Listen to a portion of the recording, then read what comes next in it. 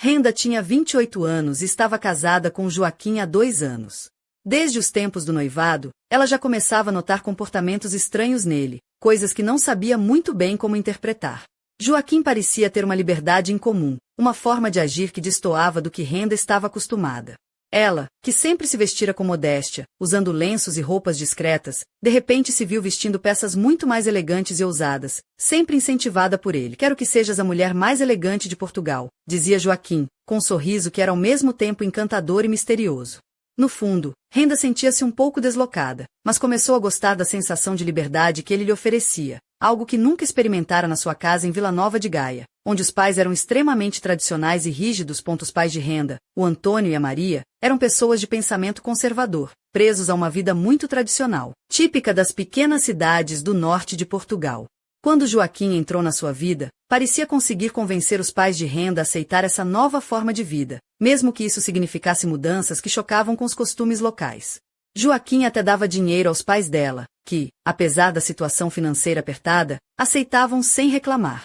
Renda ficava dividida entre a gratidão e o desconforto. Numa altura, quando ainda estavam noivos, Joaquim convidou-a para uma viagem de verão com os amigos dele.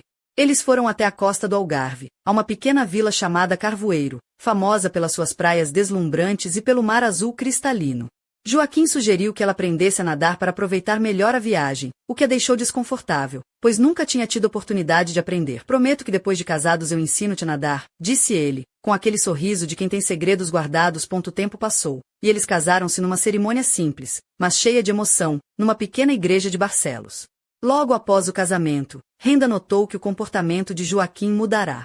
Ele começou a trazer os amigos para a casa deles em Gaia, organizando noites de convívio onde ela era obrigada a estar presente, participar das conversas, rir das piadas e beber com eles, mesmo quando não tinha vontade. No início, isso estranhava bastante, mas Renda era uma mulher adaptável e começou a gostar do ambiente descontraído, da sensação de liberdade, de não ter regras rígidas sobre o que podia ou não vestir e fazer. Joaquim explicou-lhe que teria de viajar a trabalho fora do país durante meses, deixando-a sozinha em casa. Quando ela sugeriu voltar para a casa dos pais, ele insistiu que não era necessário, que ele cuidaria de tudo, e que os amigos dele estariam sempre por perto para ajudar. Não te preocupes, tens uma equipa de apoio, dizia ele como quem fala de uma missão secreta. E foi assim que, durante meses, Renda passou a viver rodeada pelos amigos de Joaquim, que traziam-lhe compras. Telefonavam para saber se ela precisava de alguma coisa e a incluíam nos seus planos, como se ela fosse uma peça essencial. Daquele estranho grupo. Um dia, um dos amigos de Joaquim ligou para avisar que haveria uma viagem ao sul, para o Algarve, e que ela devia preparar as malas. Renda ficou surpresa e animada, apesar da estranheza da situação. No total, eram 4 pessoas, ela, Joaquim e os 3 amigos dele. No caminho para Carvoeiro, Renda teve uma surpresa. Joaquim estava à espera num ponto combinado, o que ela não esperava, já que ele supostamente estava a trabalhar no estrangeiro. Surpresa. Desci de propósito para esta escapadinha, disse Joaquim, com aquele sorriso que escondia mais do que mostrava. Durante a estadia, cada um ficou no seu quarto, mas Renda e Joaquim partilharam um quarto com uma varanda que dava para o mar. A noite foi quente e cheia de risos, mas também de mistérios. Joaquim revelou que só ficaria até o dia seguinte, pois tinha um voo para apanhar. Renda ficou perplexa. Como assim?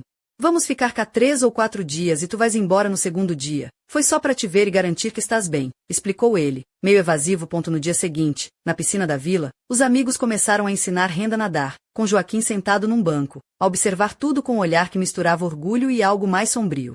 Eles comiam melancia e romã, riam-se e brincavam, enquanto Renda tentava acompanhar as lições. Apesar de tudo, sentia-se feliz. Era uma vida nova, cheia de liberdade, mas ao mesmo tempo cheia de dúvidas e segredos que ninguém queria revelar. À noite, foram todos para um quarto onde continuaram a beber e conversar. Joaquim parecia satisfeito, e os amigos tratavam Renda com um carinho estranho, quase exagerado. Ela sabia que aquilo não era típico nem certo, mas não conseguia resistir à sensação de ser o centro daquela tensão toda. Quando a noite terminou, Renda confessou a Joaquim que tinha dúvidas e medo sobre tudo aquilo. Ele apenas respondeu com um sorriso enigmático: o importante é que sejas feliz. O resto é só circunstância. Mas, naquela mesma noite, um som estranho veio do quarto ao lado. Renda ouviu vozes sussurradas, um choro abafado e, por fim, um silêncio pesado. Algo estava a acontecer, algo que Joaquim e os seus amigos não queriam que ela soubesse. E assim terminou aquele capítulo da vida de Renda, no limiar entre a liberdade e o mistério, entre o amor e o perigo. Um mistério que só o próximo verão poderia revelar. Nos dias que se seguiram à viagem ao Algarve, Renda sentia-se como se tivesse entrado num universo paralelo. A rotina na vila de Carvoeiro era uma mistura de praias ensolaradas, conversas animadas e olhares trocados que guardavam segredos mais profundos do que qualquer um ousava dizer em voz alta. Joaquim continuava a mostrar-se encantador e disponível, mas havia algo na maneira como ele evitava certos tópicos que deixava Renda inquieta. Ela gostava de se vestir para aqueles dias quentes com vestidos leves de algodão, que dançavam ao sabor da brisa do mar, e sandálias de couro feitas à mão que ela comprará numa feira em Lisboa. Usava colares simples de contas coloridas, feitos por artesãos locais, e os cabelos soltos, que brilhavam ao sol como se guardassem a luz do próprio verão. Havia uma sensualidade natural na sua postura, uma mistura de inocência e confiança que a fazia sentir-se ao mesmo tempo vulnerável e poderosa. Nas noites, quando a vila se acalmava e as estrelas começavam a surgir no céu, eles reuniam-se na varanda da vila. Joaquim, com a sua camisa de linho branca aberta no peito, deixava transparecer um bronzeado dourado pelo sol do Algarve. Os amigos dele, Luís, Rui e Carlos, também participavam das conversas, oferecendo vinho verde em copos largos, que refletiam as luzes tênues da vila. Renda sentia-se parte daquele grupo, mas ao mesmo tempo, uma estranha distância parecia pairar no ar. Luís fazia piadas que arrancavam risadas fáceis, como aquela vez em que disse que o Carlos devia ser nadador olímpico, porque nadava mais rápido que a sua conta bancária desaparecia. Rui, por sua vez, tentava impressioná-la com histórias exageradas sobre encontros no porto, enquanto Carlos, o mais calado, observava tudo com um olhar perspicaz, que fazia Renda sentir que ele via mais do que revelava. A piscina da vila era um cenário perfeito para aquelas tardes. Renda, ainda a aprender a nadar, mergulhava aos poucos, sempre com a ajuda dos 3 amigos. Eles brincavam com a água, lançando pedaços de melancia e romã para dentro da piscina, que flutuavam como pequenas bolas vermelhas e suculentas. Joaquim, sentado na espreguiçadeira, observava a cena com um sorriso satisfeito, mas os olhos dele tinham um brilho estranho, quase como se estivesse a avaliar mais do que a diversão do momento. Uma tarde, enquanto Renda tentava praticar os movimentos básicos da natação, Luís fez uma brincadeira que deixou desconfortável, dizendo: "Cuidado para não afogares com tanta beleza, Renda. Isso é um perigo nacional." Ela riu, mas sentiu um calor subir-lhe ao rosto, misturando timidez com uma estranha excitação.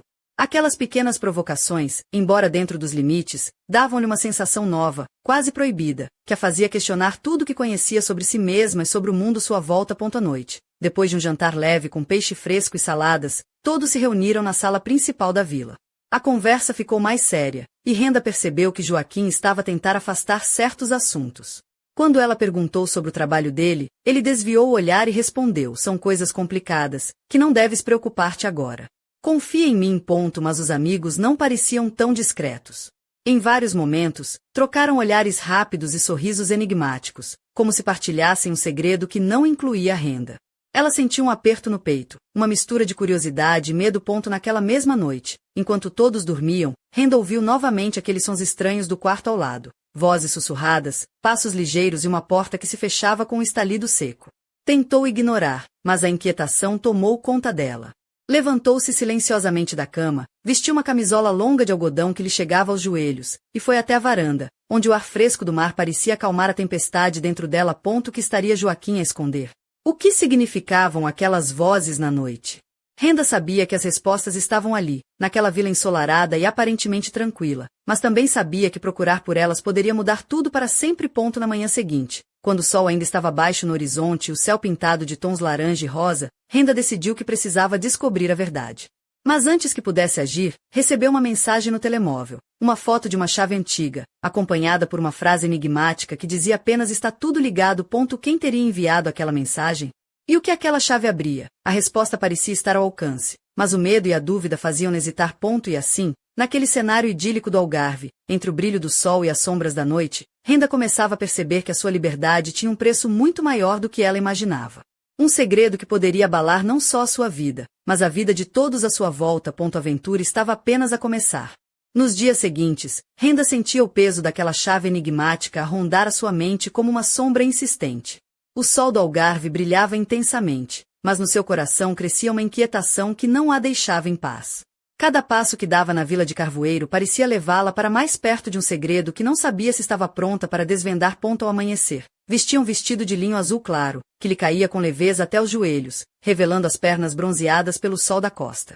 Nos pés, umas sandálias de tiras finas de couro castanho, que faziam um som suave ao caminhar pelas calçadas de pedra da vila. O cabelo solto, ondulado, caía-lhe pelos ombros, e um colar simples com um pequeno pingente em forma de concha completava o seu visual discreto, mas cheio de charme. Havia uma sensualidade natural nela, um equilíbrio delicado entre inocência e maturidade, que fazia com que Joaquim e os seus amigos não pudessem desviar o olhar. Mas Renda não estava para brincadeiras. Decidiu que precisava encontrar a origem daquela chave e descobrir quem lhe tinha enviado a mensagem misteriosa. Começou por questionar discretamente os amigos de Joaquim, mas todos pareciam evitar o assunto com risadas nervosas e respostas evasivas. Numa dessas conversas, Luiz, o mais extrovertido do grupo, atirou uma piada para descontrair. Ora, Renda, se essa chave abrir a porta para um tesouro escondido, prometo que te deixo ficar com a parte do ouro, desde que seja suficiente para pagar umas boas férias no Douro. Renda sorriu, mas sentiu que a brincadeira escondia uma verdade que ninguém queria. Reveler. Decidiu então explorar a vila, procurando por algum lugar onde aquela chave pudesse encaixar. Os quartos estavam impecáveis, com decoração típica algarvia, paredes caiadas de branco, azulejos pintados à mão e móveis rústicos de madeira clara. Tudo parecia demasiado perfeito, quase artificial. Foi no sótão, entre caixas antigas e objetos empoeirados, que Renda encontrou uma pequena caixa de madeira com um fecho enferrujado. O coração acelerou quando a chave encaixou perfeitamente. Dentro, havia fotografias antigas de Joaquim com seus amigos, mas também imagens de lugares que ela nunca tinha visto. Uma casa antiga em Lisboa, uma garagem subterrânea e, estranhamente, documentos com nomes que não reconhecia. Antes que pudesse analisar melhor o conteúdo, ouviu passos a aproximar-se. Escondendo a caixa sob o vestido, virou-se para encontrar Carlos, o mais reservado do grupo, que a olhava com um misto de preocupação e cautela. Renda, acho que estás a mexer onde não devias. Disse-lhe baixinho, com um tom sério que a fez arrepiar-se. O que está a acontecer aqui? Por que tanto misterio? Perguntou ela, tentando manter a voz firme. Carlos hesitou, mas acabou por suspirar. Não é seguro para te saberes tudo agora. Joaquim e os rapazes têm os seus segredos, e nem todos são bons. Mas prometo que, se ficares ao nosso lado, nada te acontecerá. Renda sentiu um nó na garganta. A sensação de liberdade que Joaquim lhe tinha dado parecia agora uma prisão dourada, cheia de correntes invisíveis. Percebeu que, para descobrir a verdade, teria de enfrentar não só os amigos de Joaquim, mas também os seus próprios medos. Mais tarde, naquela mesma noite, enquanto a vila dormia, ouviu novamente os murmúrios do quarto ao lado, mas desta vez decidiu não fugir. Aproximou-se da porta e, com a chave na mão, abriu-a lentamente. Que viu lá dentro mudou tudo. Num quarto iluminado apenas pela luz fraca de um candeeiro de mesa, Joaquim e os seus amigos estavam reunidos, rodeados por mapas, documentos e equipamentos estranhos.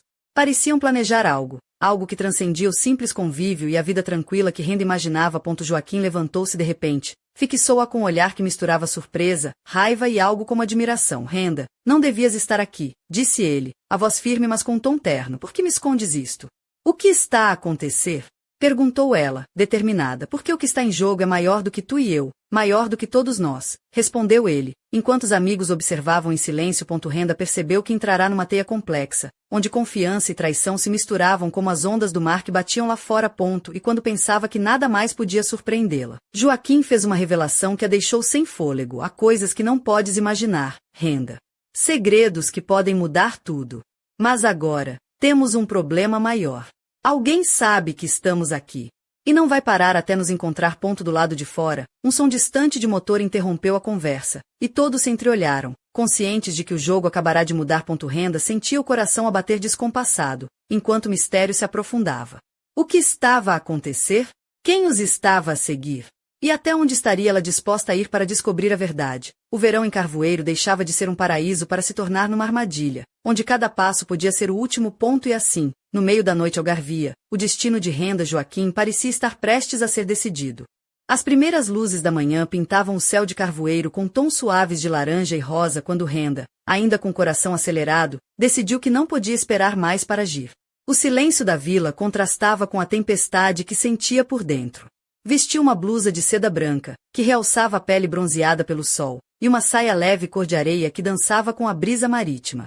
Nos pés, escolheu umas sandálias de tiras finas, feitas de couro macio, que a faziam sentir-se conectada à terra e ao mar ao mesmo tempo.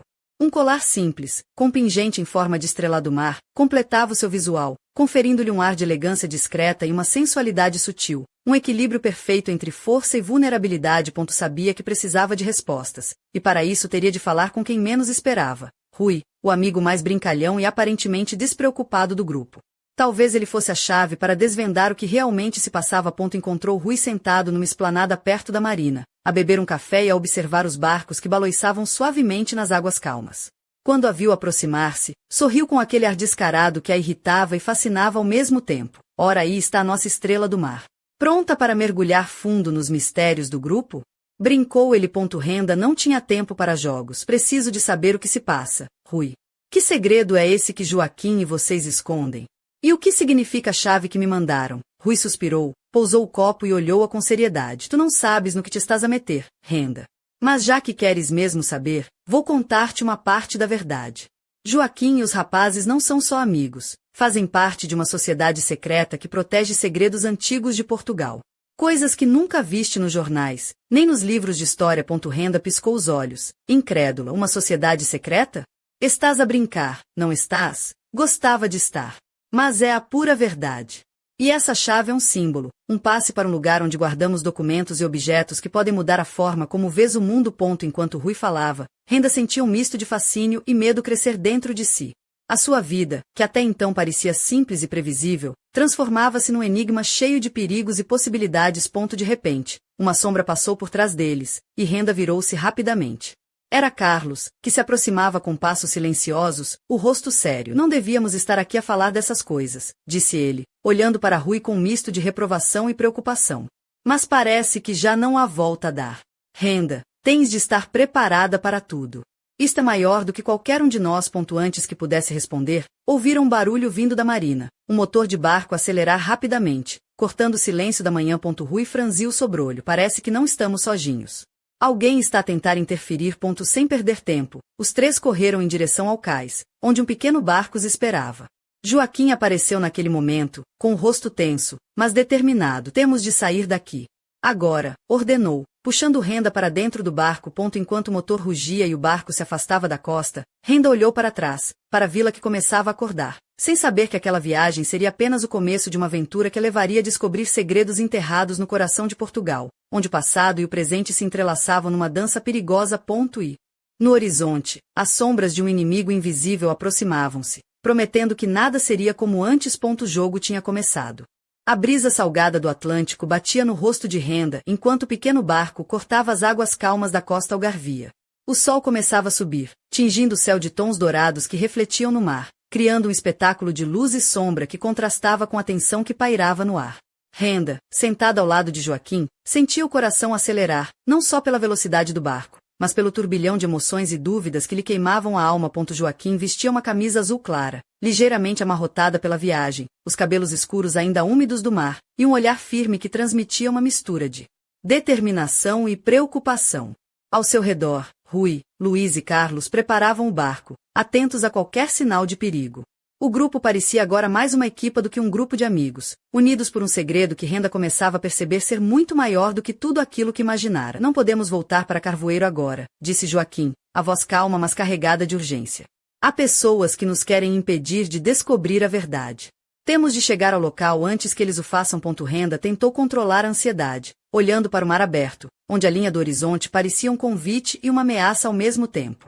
Tentava imaginar que tipo de segredos poderiam estar escondidos naquele lugar misterioso que Joaquim mencionara, um lugar onde passado e presente se entrelaçavam num jogo perigoso. Enquanto o barco avançava, Rui começou a contar histórias sobre as origens da sociedade secreta que pertenciam, revelando que, desde os tempos dos navegadores portugueses, uma ordem clandestina protegia documentos e artefactos que poderiam mudar o curso da história do país e até do mundo.